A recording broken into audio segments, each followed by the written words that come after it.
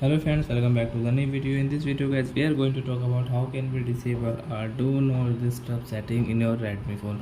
As in Redmi phone guys, you can see guys this moon setting, and so guys we call it guys do not disturb. Then it's on guys, so guys you cannot listen your any sound like dial pad tone, ringtone like that. So guys you want to disable this setting, as you can see in your Redmi phone this moon setting. So guys how can you disable it in your Redmi phone? In this video guys I am going to show you. So before starting video fans, I want to tell you, if you're new in my channel, so first of all go and subscribe my channel, click the bell icon. So friends, now let's start the video. First of all guys, open your phone setting.